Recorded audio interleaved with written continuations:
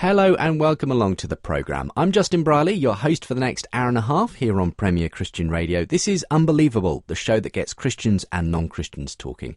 I hope you enjoy the next hour and a half in my company, and I look forward to telling you what's coming up in just a moment. Don't forget, though, that later on this afternoon, after this programme, our youth music programme, Hip Rock UK, coming up, and lots more besides this Saturday afternoon, the 18th of December. Not long now till Christmas, and I've got special news as well of a special Christmas Day edition of Unbelievable this time next week. Let's find out what's going on today's programme. You're unbelievable.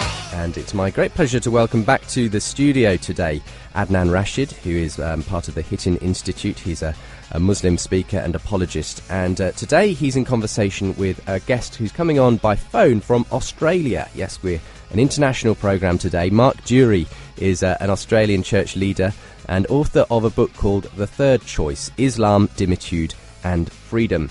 And in that book he makes the case that the doctrine of dhimmitude in Islam is an unjust, oppressive and discriminatory code against those of other faiths. We're going to be finding out what exactly it is and whether it continues today.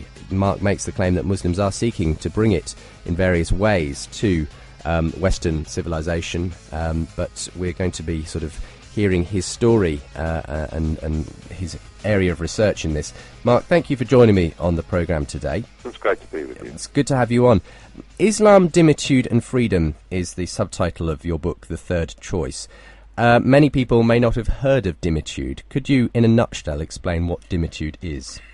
Yes, Muhammad told his followers when they met non-Muslims to offer them three choices. One was to fight, the sword. Another was to convert to Islam and become Muslims, and the fighting would then cease. And the third was to surrender and live under Islamic rule. And this surrender makes the non-Muslims into a particular category of people under the Islamic justice or jurisprudence, and they are known as dhimmis. The name comes from the pact that's understood in Islamic law to be their pact of surrender, which is the Dhimma Pact. A dhimmi is then someone who's not a Muslim living in Islamic society, and they were understood to owe their lives to Muslims, that is, they were allowed to live and keep their religion on condition of occupying an inferior place within Islamic jurisprudence. And this is the classical view of Islamic law, and there had been some relaxation of some of the principles of Islamic law in treatment of non-Muslims, but many aspects of the law still apply in Muslim countries, and there's been a trend to bring them back. And so non-Muslims, Christians are the largest group at the moment living under Islamic rule, but other groups as well are coming under increasing pressure from this system. And dhimmitude is a word to describe the psychology, the whole worldview of being a dhimmi, being someone living as a conquered person in your own native lands, with a conceded but not kind of inherent rights conceded to you by the Muslims who've at some point in the past conquered your lands. Well, I look forward to hearing, sort of, as we get into the discussion, more about what that constitutes and what some of the issues are that it raises. What drew you to actually write on this, Mark? Is there a significant sort of issue here in Australia surrounding this? Have you seen examples in Australia where you would say dhimmitude, or those who would wish to bring back aspects of dhimmitude, is alive and well?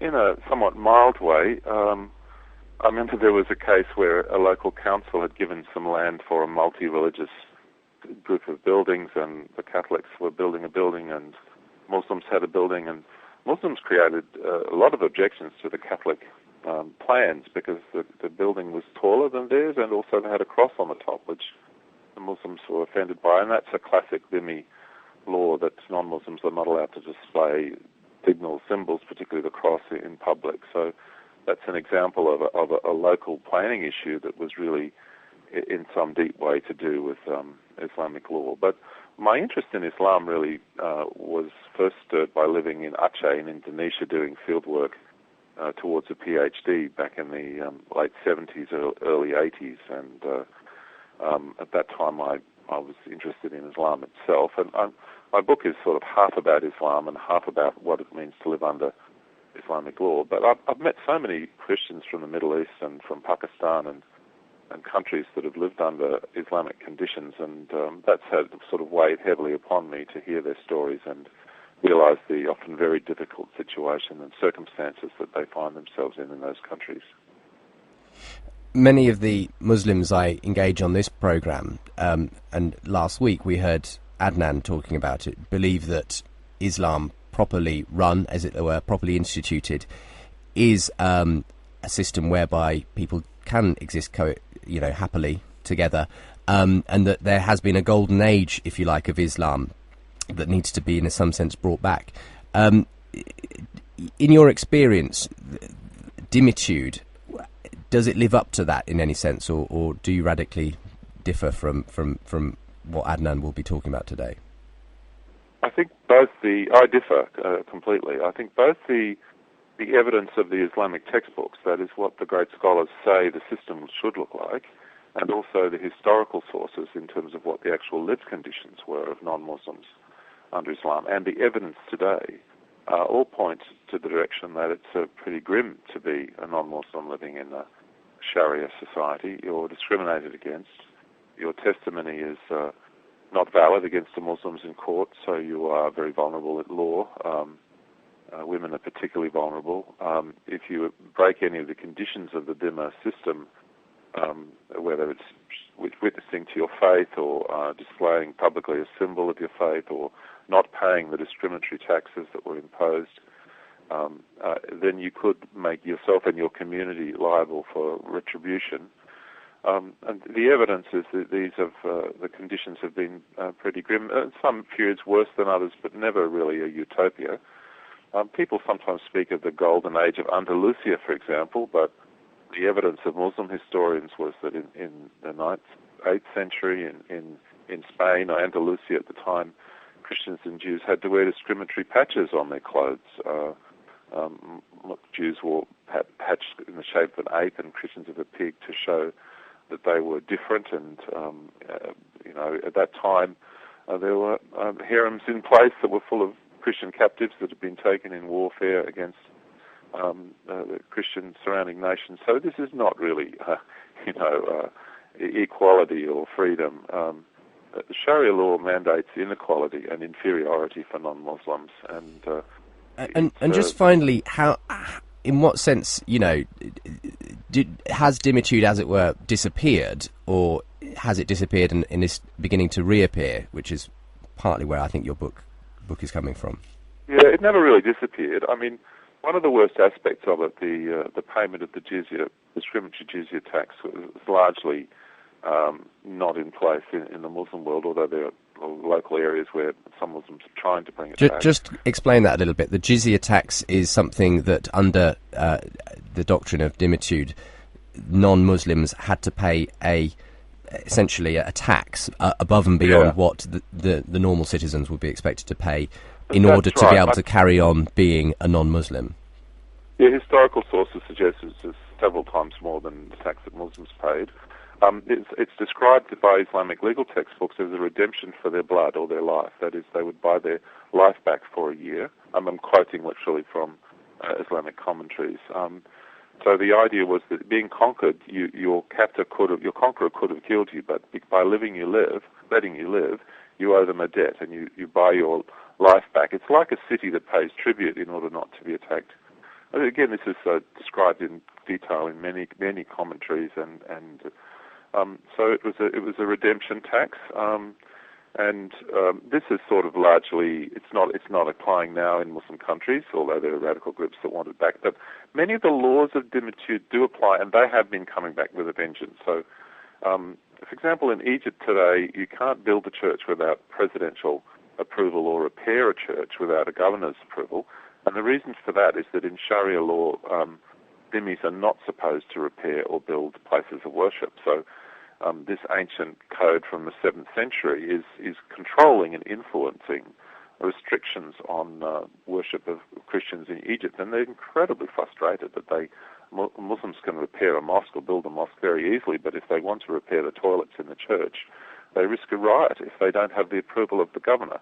And this is very demeaning and humiliating, and there've been some very significant riots and even people killed by the security forces in Egypt recently over this very issue of refusal of permits of churches. Well, thank you for sort of outlining the general area, and now comes the discussion between yourself and Adnan. Adnan, Rashid is with me, and Adnan is a Muslim, regularly contributes to this programme and is part of the Hittin Institute. Adnan, I think it's important to distinguish what applies as a dhimmi. I, in your eyes, am not a dhimmi because we're not living under an Islamic state here in the UK. I am just simply someone of another faith, and we coexist. A dhimmi, presumably, is someone who, under an Islamic state, holds to a different religion. But do you agree with Mark's characterisation of dhimmitude historically and where he sees it in contemporary situations? Bismillah ar-Rahman ar-Rahim, alhamdulillah wa ba'd. Thank you very much, Mark, for your treatment of this subject in your book, firstly, and secondly in this debate, or in this friendly dialogue we're having now. I don't agree with Mark's characterization of the concept of Ahl Dhimma or Dhimma in Islam. Mark has picked up this term Dhimmitude from Bat Yor, and I can see foreword was done by her. She is a Zionist lady who was born in Egypt, and she has clearly demonstrated in her books that she doesn't like Islam. By default, Islam is just not something she will accept. So her works seem to be very biased, and even if you look at some of the academic works in this regard today, you hardly see anyone quoting her in footnotes or in references, even though she has collected a lot of literature in her books. I mean, she's done quite few books, like 3 or 4 books on this topic. So I feel Mark has taken his concept of Dhimma from a very biased source, which is Bat Yor, because Mark simply picked up the term Dhimmitude from her. She is the one who coined the term. The concept of Dhimma is not very complicated in Islam. It simply means in Arabic, Dhimma, the ones you take responsibility for. Ahl Dhimma are the ones you take responsibility for, and you are responsible for their protection. So these are the people who will pay you a small amount of tax in return for protection given by the state, because they are different. They are not Muslims. Now, there is a perception among some of the authors, such as Mark Durie, that this tax was very high, and people were paying these amounts under severe pressure, which doesn't seem to be the case historically. And I will substantiate that through quoting some of the sources I have in front of me, some of the academic sources, unlike Bat Yor. We find out when we study the historical works, such as Kitab al-Khiraj, written by Qadi Abu Yusuf in the 2nd century of Islam, who collected these sources from the Islamic literature basically the book is written about taxes in Islam. And the book Kitab al-Khiraj, the book of taxes, what it is called, states clearly that you charge 1 dinar per head from a rich non-Muslim, and someone who's a middle-class non-Muslim, you charge them 24 dirhams, 24 silver coins, and someone who is like not very well off, you charge them 12 dirhams. So the highest amount of tax a non-Muslim would be paying in an Islamic state would be equivalent to 1 gold coin, 1 dinar, and that's equivalent to almost £50 today, or maximum £80 today, depending on how much 4 gram of gold would be worth today. But regardless of what the amount might be, and Mark may differ from you, what it sounds like in some sense is like a protection racket, you know, like the mafia would have, you know, pay us and we won't basically come and beat your doors down of your restaurant. I mean, essentially you call it looking after them, but is it not, as Mark has described, essentially paying money so that they're not killed by their Muslim conquerors? Okay, that's an interesting comparison with mafia and how the government would react, or how the government would act if the tax wasn't paid. But if you study the history of Islam carefully, you'll come to realize that those Muslims who refuse to pay the tax, which is zakat, which is compulsory charity, if you refuse to pay that tax, you are also treated as the non-Muslims will be treated if they refuse to pay their tax. So even the Muslims are paying tax under a different name. So zakat is 2.5% of every single Muslim's savings, while in the case of the non-Muslims, you only pay a limited set amount, which is 1 dinar. Whether you're a millionaire or a pauper, it doesn't really matter. You pay one set amount. But with the Muslims, they very often end up paying high amounts, much higher than what the non-Muslims are paying. I mean, historically. Just coming back to the title of Mark's book, which is the third choice, he calls it that because the option of becoming a dhimmi was the third choice. When a country was conquered by Islam, the individual could either convert to Islam, be executed, or become a dhimmi, pay the tax, and live under these certain codes and rules, etc. Do you agree with that fundamental kind of description of what the choices were to a person who, when an Islamic state was established? Well, Mark is right when he says that there were three choices given. This was done in the 7th century, in the beginning stages of the Islamic expansion, as we know it in history. But after the Muslims had conquered these lands, there was no third choice. There were non-Muslims who were living with the Muslims, and they were born of Christian and Jewish and Zoroastrian families, and they were living as non-Muslims under Muslim rule. They were not given three choices. They were not given a choice of convert or fight or pay jizya. They were simply born as al-dhimma, the people who were protected people, and they lived as that until they died. And this pattern continued until the Ottomans were governing till 1924. So I don't think Mark has put it quite accurately. All right, if that's what he means. You're listening to, just before we come back to Mark for his response, a programme looking at the issue of Dhimmitude. If you're not familiar with that term, it's essentially a doctrine in Islam about how those under Islam who are not non-Muslims should be treated. And in his book, The Third Choice, Mark Durie makes the case that it is an oppressive and discriminatory code. On the other hand, Adnan Rashid, my Muslim guest today, says it is a just rule of Islam, and it provides for the protection of people who are not Muslims in certain situations. Does it continue today? Are Muslims seeking to bring it back in some sense to places where it has not been around for a while? Well, that is the contention of Mark in his book. So we're going to continue today. And if you'd like to respond to anything you hear on the show today, I do encourage you to get in touch. You can email unbelievable@premier.org.uk. And don't forget, this programme available right now as a podcast at premier.org.uk/unbelievable.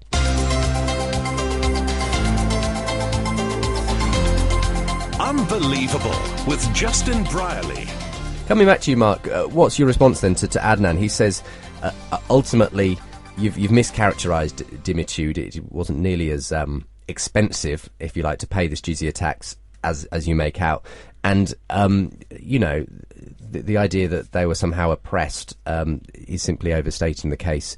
And even to suggest that these were the only three options available, convert, be killed, or become a dhimmi, is also a misrepresentation. What's your response?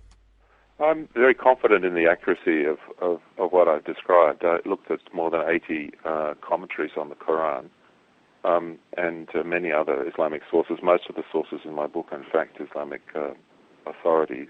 Let me quote Abu Yusuf, who was referred to for his work on the revenues of the Islamic State. He said that the jizya, as part of the fay, which is part of the income that comes to the state, comes to the Muslims, or is restored to Muslims by non-Muslims who've made peace on the condition of paying the jizya, this poll tax, to save themselves from slaughter. So it's very clear in his description that that's the purpose of the payment of the tax. I disagree with Adnan's description of the Dhimma as meaning responsibility. In fact, the Arabic word dhamma, from which the word is derived, means to find fault with or censure, and I think it's more accurately described as a pact of liability or of blame, and there is a liability really for your life. As for what the actual taxes are, there's quite a lot of documentary evidence on this. Arthur Triton, looking at papyri records from the 8th century in Egypt, found that on average the jizya payments were around 3 or 4 months' wages for a day labourer. So about 30% or so of your annual wage was being paid in jizya at the time. And there's lots of evidence of people from the 8th right through the Middle Ages in Egypt having to flee because they couldn't pay the taxes, or selling their children to slavery in order to pay the taxes. But Goitain, in his study of Geniza documents from Cairo, said that people would just take to wandering as beggars because they'd run out of money or they'd go into hiding. A lot of laments about the unbearable burden of the taxation. So I think that there's quite a lot of misrepresentation here, and Islamic sources as well speak about the heaviness of the burden. One of the problems about this system is that it's really very oppressive and an unpleasant subject, but there's a lot of propaganda, really, and a kind of a polishing up of history to make it sound good. I do take very strong exception to the claim that my book is just based on, but as I said, I was very careful to rely primarily on the sources of Islamic jurists and Islamic authorities, as well as contemporary documentary evidence. When you talk about the fact that there's a certain embellishment or tidying up in terms of the propaganda, as you call it, of surrounding these types of doctrine, I mean, you don't pull your punches in the book. You effectively suggest near the start of the third choice that Muslims are, if you like, given permission in the Quran to lie for the sake of the spread of Islam. And is this something you would say is occurring when it comes to the justifications for Dhimma and for the types of things that you see as happening today in certain Islamic context? I think that's a very complex question. Under certain circumstances, deception is permissible or even obligatory in Islam. The classic case is really when Muslims feel threatened or under pressure, under danger, and they depend upon non-Muslims for their safety. Some might also regard it as part of warfare, of jihad or conflict. I think I believe some Muslim scholars do deceive about the issue of the Dhimma Pact. Others are deceived by their view of the perfection of Islam. That is, it's a doctrine of faith that Islam must have been perfect. And so they read the evidence in a very biased way. They pull out the bits that seem to fit with that prejudice and ignore the evidence to the contrary. Let's allow Adnan to come in here, because Adnan, on last week's programme, you were describing, as I say, what you saw as a golden age of Islam, which presumably is what Mark is referencing here. That there has been, if you like, some epoch in Islamic history where things were done correctly, and there was this peace and the harmony that Islam brought, even with people who were non-Muslims. Mark says, okay, he struggles to find this supposed golden age. What is your proof for that Islam does work, and the doctrine of Dhimmitude can be implemented in a just way? Right, I'll look into that once we study some of the evidence in front of me.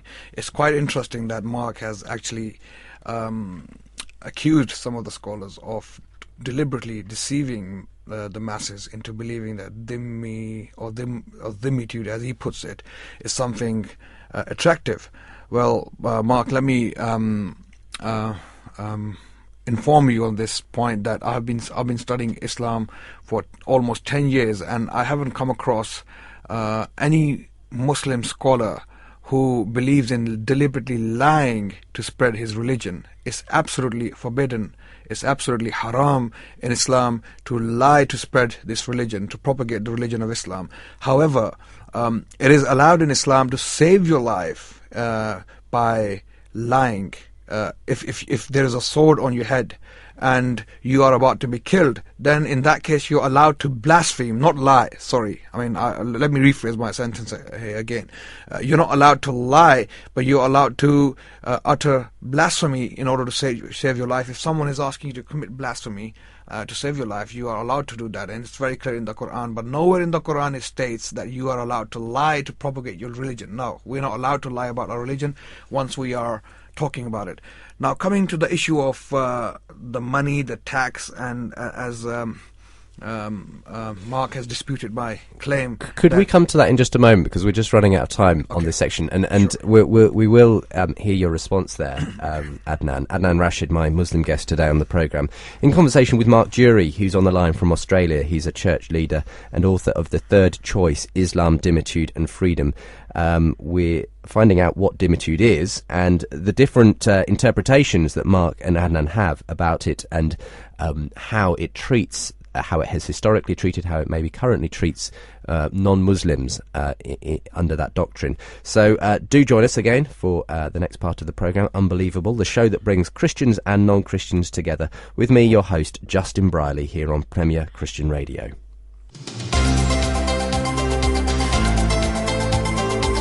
You're listening to Unbelievable on Premier Christian Radio.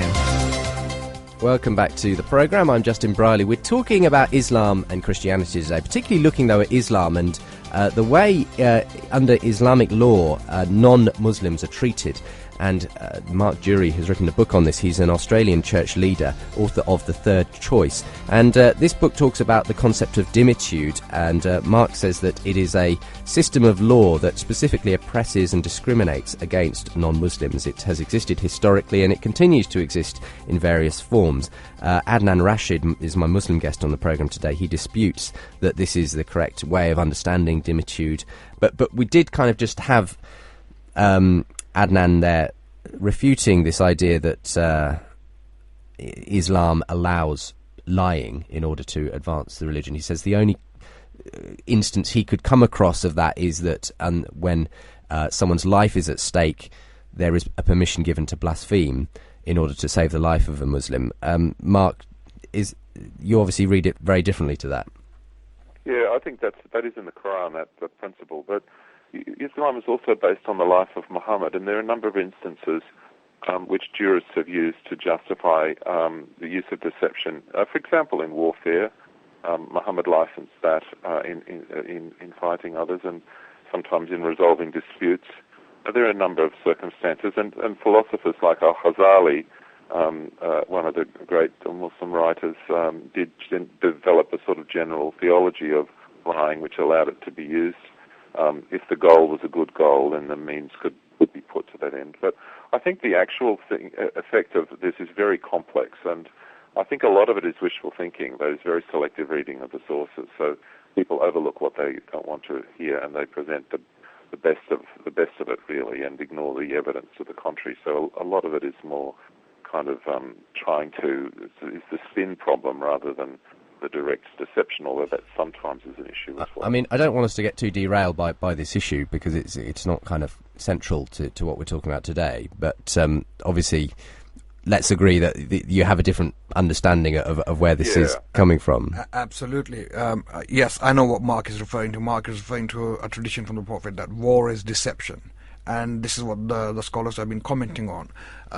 Yes, war is deception. That's what war is. In war, you deceive, you lie, and you try to cheat your enemy because you're trying to defeat your enemy. So war is a human phenomenon, and all human beings have dealt with war in similar way. So this is about war, but we're talking about dhimmitude here. A suggestion was made that Muslims are allowed to deceive in order to advance their religion. Perhaps I misunderstood it, but it is utterly forbidden in Islam to advance our religion by lying. Coming back to the issue of taxes, the issue of how much the non-Muslims have to pay. I have a historical source right here in front of me, and I would like to speak with substance, as Mark would like me to do. There is a treaty which took place in Islamic Spain in the year 713. In the year 713 CE, this treaty is quoted by Olivia Constable in her book Medieval Iberia. The treaty states, in the name of Allah, the Merciful, the Compassionate. This is a document granted by Abdulaziz bin Musa bin Nusayr to Theodomir, son of Gabdosh, establishing a treaty of peace and a promise and protection of God and His Prophet. We Muslims will not set special conditions for him or for any among his men, nor harass him, nor remove him from power. His followers will not be killed or taken prisoner, nor will they be separated from their women and children. They will not be cursed in matters of religion. Their churches will not be burnt, nor will sacred objects be taken from them. As long as he remains, Theodomir remains sincere and fulfills the conditions we have set for him, he has reached a settlement concerning 7 towns. He will not give shelter to fugitives, nor to our enemies, nor encourage any protected persons to fear us, nor conceal news of our enemies. He and each of his men shall also pay 1 dinar every year. 1 dinar every year. So this is 1 dinar per head every year. So this is clear-cut evidence in front of us from the 8th century, 713 CE, from Spain, where Muslims are demanding 1 dinar from the Christians in order to receive that protection, and the protection is very and it's clear. a sort of peace treaty, really. It's a peace treaty. This is what the Dhimma contract is. This is exactly what Dhimma contract, the responsibility, the protection contract stands for. Now, there are other similar treaties. The Treaty of Jerusalem, the Treaty of Najran is similar. The Treaty of Medina is very similar. So these are the terms which were granted, which were given, offered to the Christians. How did the Christians react? Now, the question is, Mark seems to be presenting a picture which is very, very hostile, very, very ugly. That once. Well, reject that term. What were you saying, Mike? You reject what? Sorry. I reject the accusation of hostility. I'm trying to be objective and clear, and referencing Islamic sources and also contemporary historical sources. Because it portrays Islam in a negative, that doesn't mean I'm hostile. It just means I'm trying to be accurate. Attributing someone with wrong motives is no answer to the argument that they put. Okay. I appreciate that.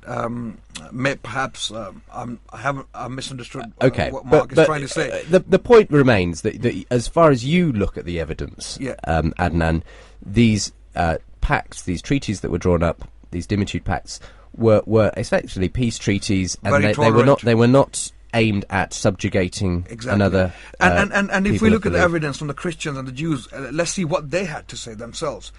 If we go to the Christian sources, what the Christians were writing themselves, we come to realize that they were living in peace and they actually enjoyed their lives under Muslim rule. For example, in the year 869 CE, Patriarch Theodosius of Jerusalem wrote to his friend in Constantinople, the Patriarch of Constantinople. He wrote, "The Saracens, i.e. the Muslims, show us great goodwill. They allow us to build our churches and to observe our own customs without hindrance." Okay. Well, that's great. I mean, you've certainly outlined there are multiple examples in your view that would contradict Mark's analysis. Mark, what is it? Just that you've got a different set of examples, and you can show that there are instances in which it was a lot more hostile situation for non-Muslims? There are many, many cases, a lot of evidence that it wasn't this kind of idealised situation. Often the lived reality was worse than what the legal textbook said. And you get voices, for example, a Jewish merchant from medieval Sicily under Islamic rule saying that the Dhimmis preferred death to life. Most of them, he said, are poor and destitute. Many fled. It's James Riley, who was a ship's captain from the U.S. shipwrecked in Morocco and enslaved, describes how if Jews were too poor to pay the jizya, they were just beaten until they converted to Islam. This kind of idealized picture of history, which assumes it sort of portrays a perfect, unchanging, utopian kind of conception, and is very happy to pick out a a phrase here or a phrase there to justify it and ignores overwhelming evidence the other way is really unhelpful, and is part, I think, of the really the misleading of people over the historical reality. And the problems that groups like the Copts in Egypt today or Christians in Pakistan are facing are very serious human rights issues, are really a direct continuation of 1,400 years of I think I would call it abuse and domination. And sometimes I feel it's quite sad when I hear Muslims who, as I said, have a kind of idealized theological conception of the perfection of Islam and impose that on the evidence, and are willing to rely on cherry-picked sources to present that view, and then overlook even the evidence of their own sources, even the evidence of authoritative Muslim sources, which describe a very different reality.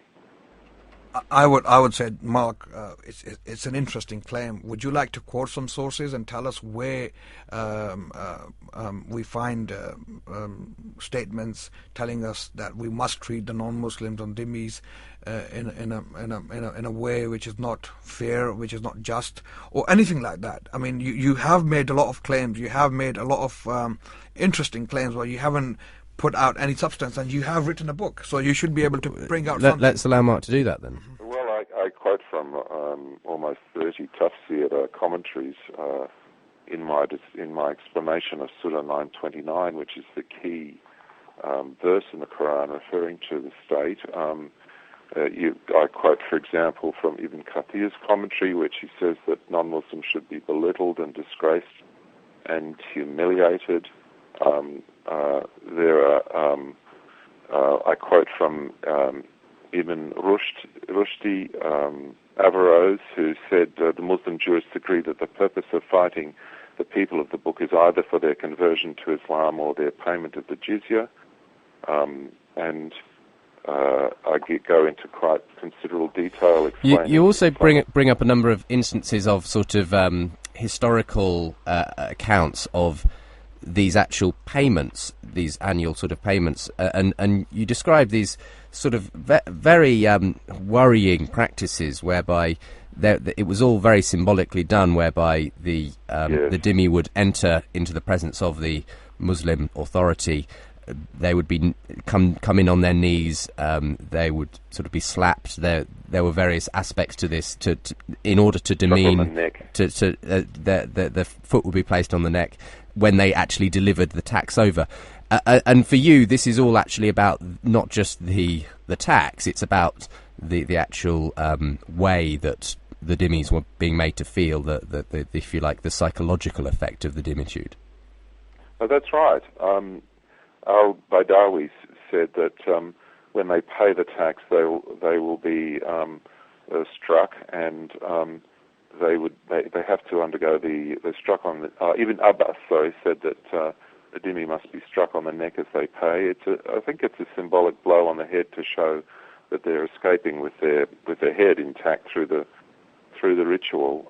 And other jurists or writers of commentaries, Al-Alusi said the jizya is a payment as a reward for being given a pardon for death. Muhammad ibn Yusuf at-Fayish, in his commentary, said that the jizya is a satisfaction for their blood. It's a payment to substitute for the duties, the wajib of killing and slavery for the benefit of Muslims. Well, there are many Muslim commentaries that explain the meaning of the jizya and of the tax. Al-Zamakhshari explains about the ritual of the payment of the tax, and it's this is a very copiously documented. It's just that these things are not usually brought into the light of day. Well, obviously that's what your book is aiming to do. But Adnan, I'm sure you want to respond. I mean, this sounds terrible. These kinds of rituals that were associated with the Dhimmitude. I'm very confident that Mark will not be able to pull anything out to support these statements made by these later jurists from the Prophet. If Mark can pull out something from the Quran or from a prophetic tradition, I will accept. I will submit.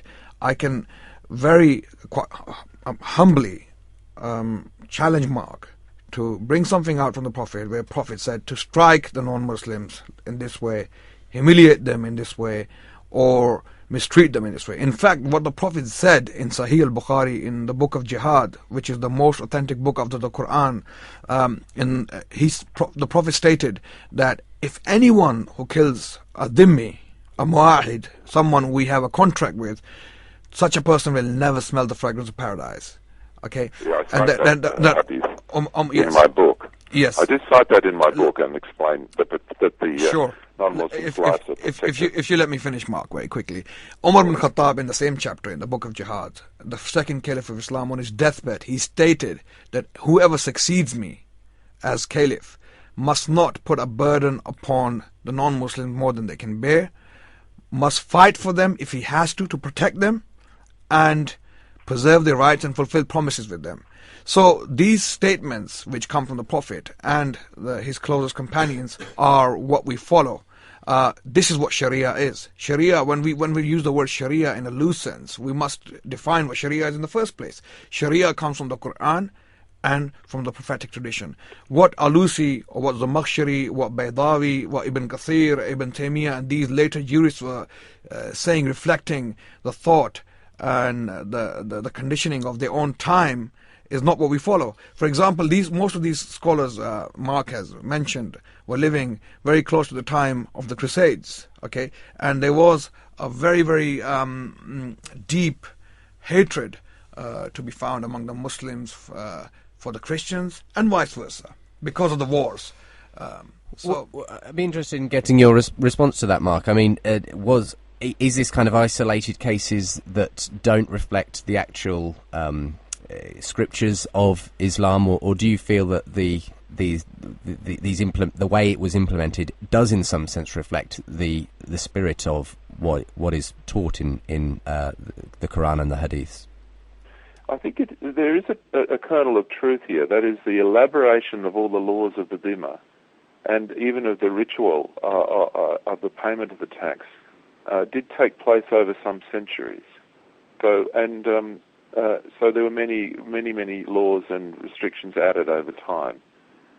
However, that's the reality of what Islam has been and is. The humiliating jizya payment ritual continued for the Jews in Afghanistan right up until the 1950s. So you might say, well, some of those details are in medieval commentaries. But yes, those commentaries determined how states and rulers practiced their religion. And there are lots of observers, like that shipwrecked Captain Riley in Morocco, who describes these rituals being applied. So that's one point. Secondly, Ibn Abbas is the authority, who's the companion of Muhammad, as the source for this neck striking, is cited in the commentaries. Thirdly, the commentators in explaining these principles of humiliation, they're really meant to humiliate the non-Muslims, do it on the basis of Surah 929, which speaks about the non-Muslims as paying the tax and also being made small. So this is interpreted as what being tiny or low or small means. And it's very much a pious attempt to apply the Quran's teaching that the people of the book, when they are conquered, before we go should be made to a response from Adnan, I mean, you kind of not only draw out the historical nature of these things, but you make allusions to the fact that the way Muslims want to be treated today has its roots in this issue of Dhimmitude. So you talk about the fact that the way that Islamic response to criticism and the feeling that that, if you like, not being open to criticism of any kind, the way that we see responses to that all stems from this issue of the subjugation of other belief systems to Islam. So although obviously we don't see these rituals being enacted today, what you're saying is the impact continues in the mindset of Islam today. Is that correct? Yeah, I think that is a problem. The Quran does teach Muslims that Muslims are superior, and I think many Muslims do have a sense of their superiority, and can feel deeply offended if they feel belittled or humiliated, they will often say, by things that happen. And so this concept of honor and humiliation and superiority, inferiority, this way of looking at the world, which has shaped the position of non-Muslims under Islam, is a big challenge for Muslims living on an equal basis with other people. Because if you're really concerned about status, inferiority, superiority, I think it colours. In fact, I think it damages the way you see yourself. And I think that what we're seeing often is that there's almost a demand that Islam be respected, a demand that Muslims be treated as somehow a special case and superior in a sense. And that's not very helpful. It's not good for Muslims. Let me ask what Adnan makes of that. I mean, I think a lot of people will hear what Mark's saying there and think, yeah, that's the way Muslims do seem to act, as though we need to be given special privileges and never to be questioned, never to sort of, some people do have that view of Islam as being very concerned with its honour, and if you ever do anything to disrespect, then as we were saying last week, the way Muslims often on the ground react to things like the Danish cartoons, the Pope's comments, it's violence, it's extreme. Is any of that kind of, as Mark would suggest, coming from this kind of history of the issue of honour and subjugation in Islam? Well, in my humble opinion, Christianity has the history of suppressing the freedom to express oneself or freedom of conscience. For example, we have the example of Inquisition, Crusades. All these things were taking place, and now Mark, as a Christian, would say no. This was against the teachings of Christ. We follow Christ. We follow the tradition. We follow the early apostles. We don't listen to these things. We don't pay any attention to them. Even though we can find few Christian authors here and there in the Middle Ages condemning such practices, such as Crusades, Inquisition, and burning of witches. So, if I was to draw a similar analogy or a similar comparison between what the Christians do today and what they seek to do today and what they did in the Middle Ages, it would be very unfair. I mean, I wouldn't do that because we are living in different realities. And you feel Mark shouldn't attempt to do that either? No, because to be consistent, if Mark is telling us that this is to be found in medieval literature, if Mark was to go back and study, for example, Imam Nawawi, when he was commenting on these rituals such as slapping and discriminating against the Jews and the Christians, he condemned such practices. He said these practices are not proven from the Sunnah of the Prophet. This was not the way of the Prophet. This is not the way of the Quran. We shouldn't be indulging in these practices. We should discourage them. So there was a debate between Muslim theologians and jurists as to what we should be doing with the Christians when we receive jizya, and most jurists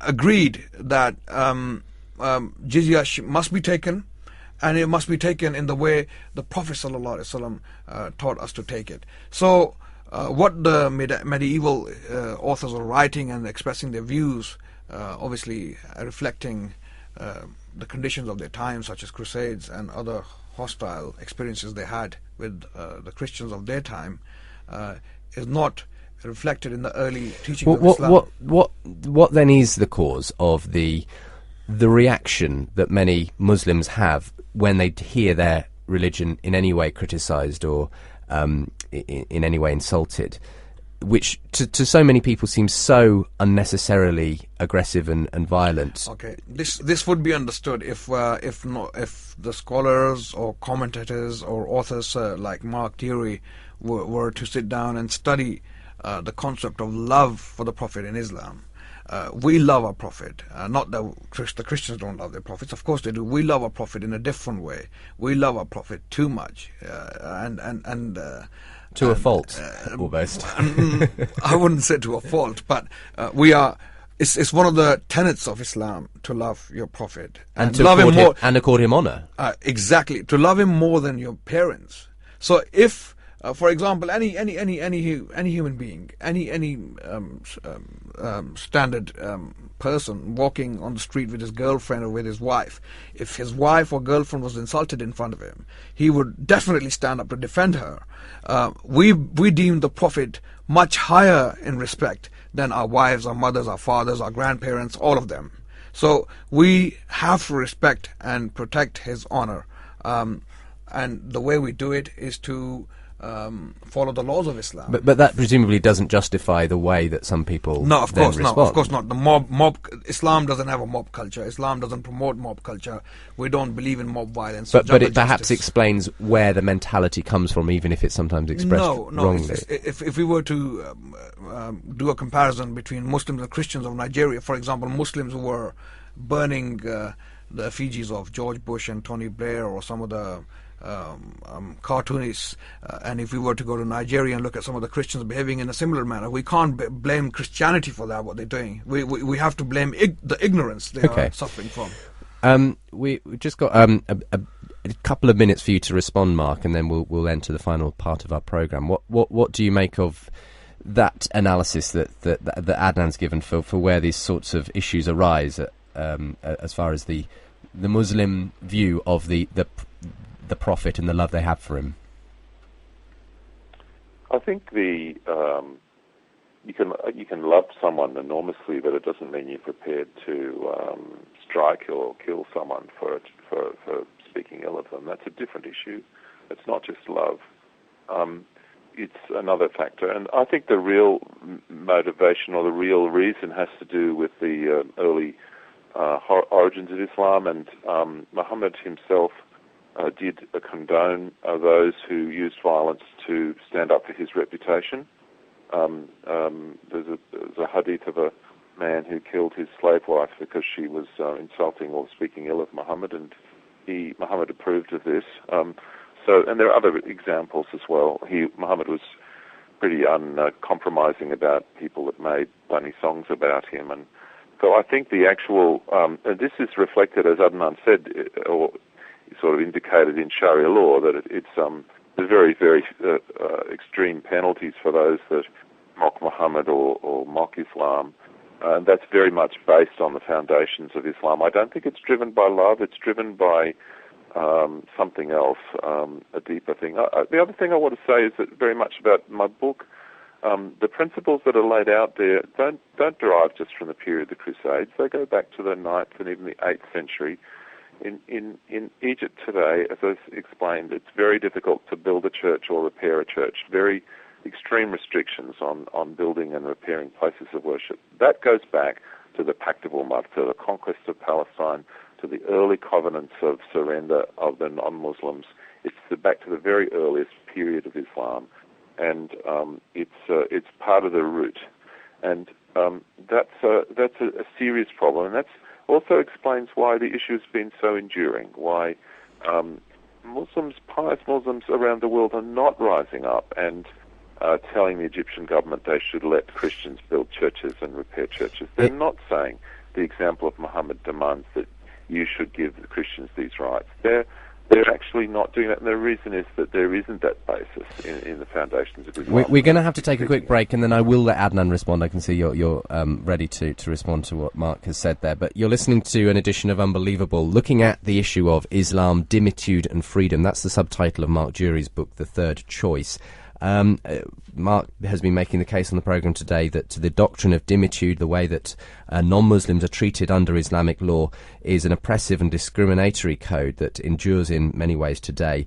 Adnan Rashid of the Hittin Institute has been contending that this is a very one-sided way of a biased view of what Dhimmitude comprised. It was essentially peace treaties that ensured safety and peace within those borders. I encourage you to get the book if you want to look at that. I'll also be posting up links to other resources that Adnan will recommend with the podcast of this programme. So premier.org.uk/unbelievable if you want to listen back to the programme and click through to some of the links to books and other resources that are there. Back in just a moment's time as we conclude today's programme. Welcome back to the final part of Unbelievable this Saturday afternoon. Hope you're ready for Christmas, and if you are or if you're not, you'll want to tune in anyway on Christmas Day to Unbelievable. We've got a special show for you. It's the Unbelievable Christmas Cracker. I'm going to be joined by a variety of guests. Anthony McRoy will be my studio guests, and we'll be linking up with international guests, defenders of the Christian faith around the world, to talk about various aspects of Christmas, including what about people who claim it's just a pagan festival, What about those who say that there are other accounts of the Christmas story in other extra biblical Gospels? And we'll be having a bit of a fun look at things like Father Christmas. Are there any Christian roots to him? And Christmas trees, do they descend from pagan traditions? Well, my guest Anthony McCroy says no, and he's going to be offering evidence to suggest that both Father Christmas and Christmas trees are in fact have Christian roots. So it should be a fascinating programme next week, quite light-hearted as well. We're not being quite so adversarial as we normally are on this programme. So do join me for that, the Unbelievable Christmas Cracker, between 2:30 and 4 o'clock here on Premier Christian Radio, and of course online at premier.org.uk/unbelievable. Don't forget your feedback coming up towards the end of today's programme. In the meantime, let's return to today's topic. You're listening to Unbelievable on Premier Christian Radio. And we're concluding today's programme on Islam and the kind of religious freedoms that it allowed historically under its rule for those where Islam had become the dominant religion, had conquered other peoples and tribes and religions. Was there a just, if you like, system in place? Was there a golden age of Islam when peace reigned and there was, if you like, a mutual harmony and respect? Well, Mark Durie, the Australian pastor who has published the book The Third Choice, claims that is a little bit of an overstatement at the least. Adnan Rashid says actually no, there has been a golden age and there can be again. Dhimmitude is not what Mark describes it as. And you wanted to respond, I think, to the way Mark was characterising the fact he was saying in that last section that actually these practices were not just responding to the issues of the Crusades, etc. You can see them having gone quite far back in, even to Muhammad himself, in the way he treated people who mocked him. Mocking is another issue altogether. That's the topic we discussed last week, and this is another topic in itself, that whether Islam allows freedom to insult any of the messengers of God, for example, Jesus, Moses, or Muhammad. Islam doesn't allow that freedom. It is the law of Islam, and that's how it stands. Coming to the issue of Prophet Muhammad accepting the execution of someone who insulted him. I mean, even if you go to the Bible, Jesus Christ, he gives a parable of a king, and the king states that those who would not have me reign over them, I would bring them hither and kill them, okay? And Mark would say it was a parable, but the question is, why would Jesus put that parable forward in the first place? What is he trying to tell his companions? So it's a parable with a message in it. So Jesus was not a pacifist, as some Christians would like to put it. Coming back to the issue of Dhimmitude, for example, what Mark is saying, again, I really have strong reservations against some of the views put by Mark, because modern scholarship, if we study some of it, we come to realize that they have other conclusions to draw from some of the early history of Islam. For example, Professor Dean Philip Bell, in his book Jews in Early Modern Europe, states that Jews had their golden age under the rule of Islam from the year 900 to 1300. This is what Dean Philip Bell said in his book. Then we have Reinhard Dozy, one of the authorities on the history of Islamic Spain. He states that the Christians preferred the Islamic rule over the Christian rule in Spain. Mark, do you accept that there are instances in which Christians and others were happy under their Islamic, if you like, leaders?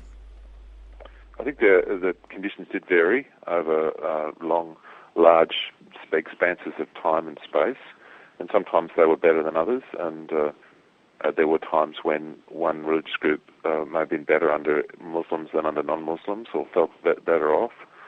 There's a diversity of testimony about that.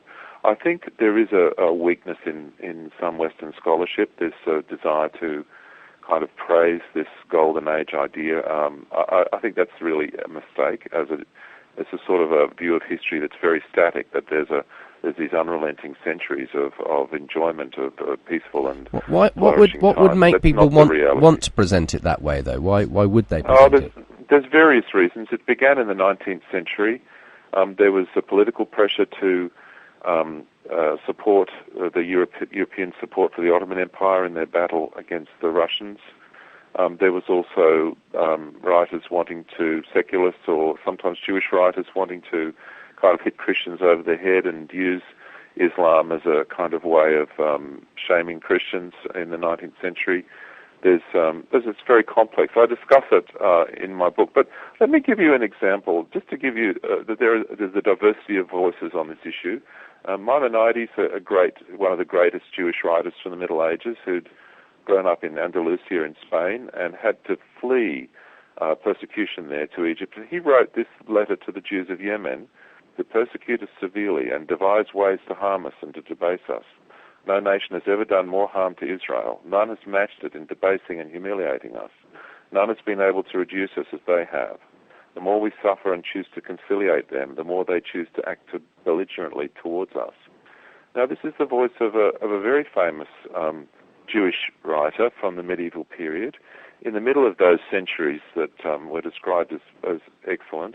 And the problem is to be so selective in choosing, one voice and not another, not to pay attention to the contrary evidence that there was a lot of suffering and poverty and forced conversions, people unable to pay their taxes. I appreciate that Adnan probably is going to want to respond. I mean, one thing I do want to draw out here, though, is that you make a point towards the end of the book, Mark, about whether the Christian response is helpful. I mean, in a sense, Jesus said, if your enemy strikes you on one cheek, offer them the other.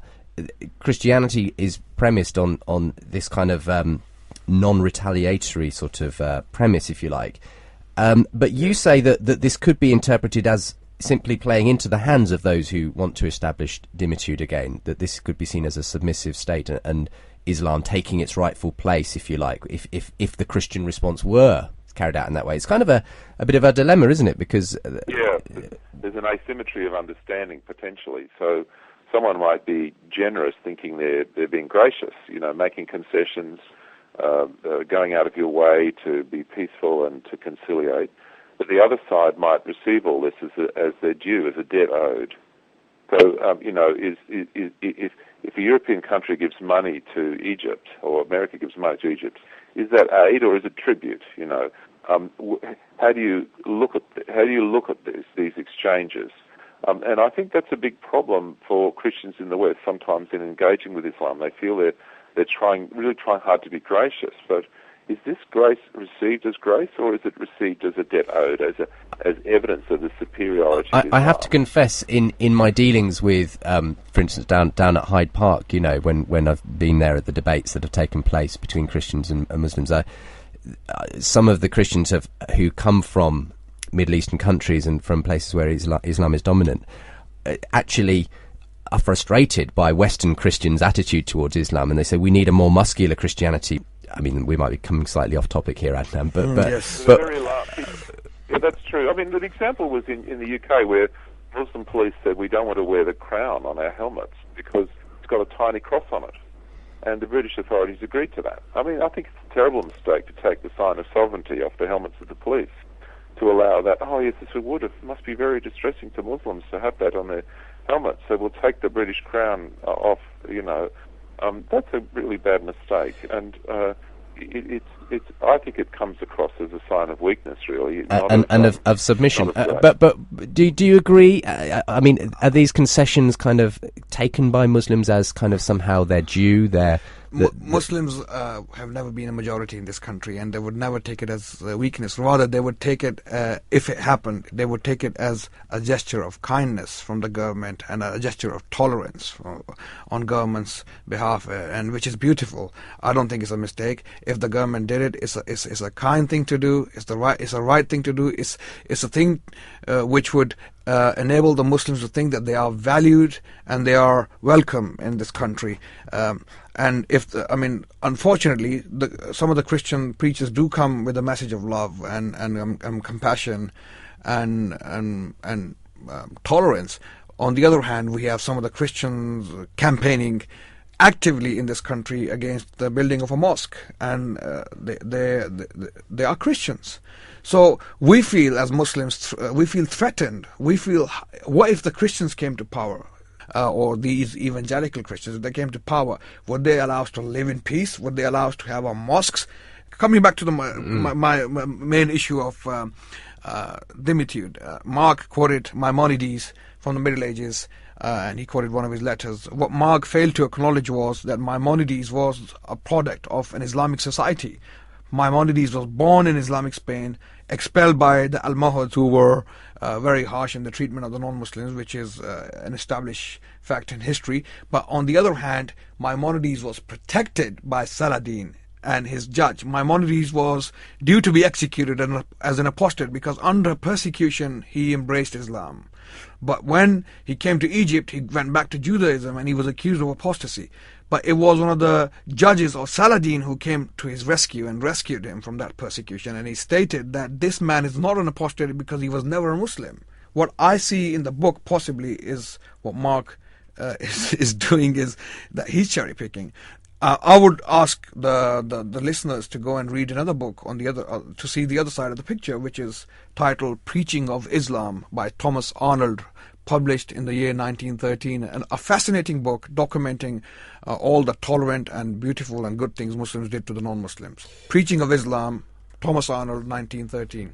All right, we'll thank you for the reference, and if we can dig out a copy of that, it would be interesting to see. Mark, we come to the end of our time now. What do you hope will be achieved by you writing this book? I mean, you're not writing this presumably to upset anyone. You stated at the outset you want to kind of make an objective case for what the situation is. Yeah, I think people in the UK or any country should reach out with grace and friendship to Muslims and get to know them and realise they're people like themselves and understand what makes them tick and engage with them and love them. We'd say to Christians, love Muslims, understand them. But I think that we should make very few, if any, concessions at all to political Islam, to Sharia implementation.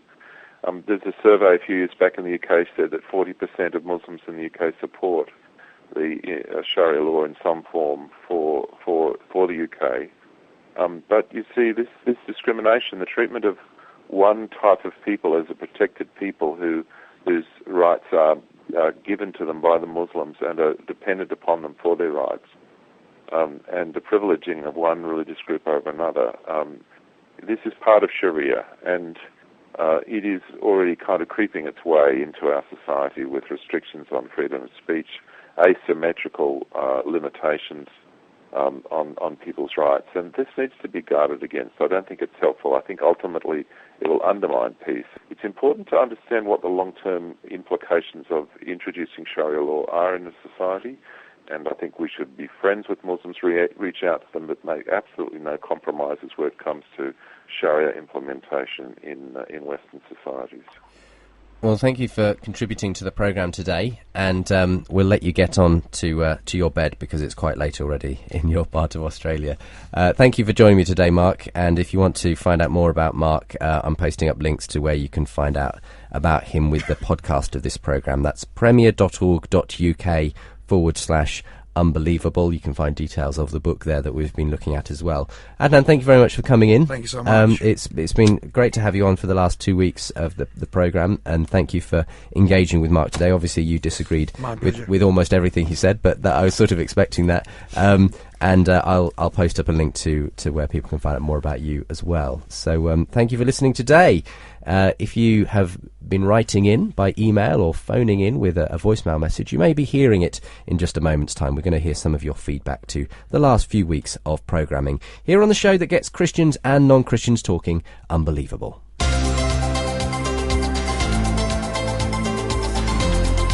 Unbelievable with Justin Brierley.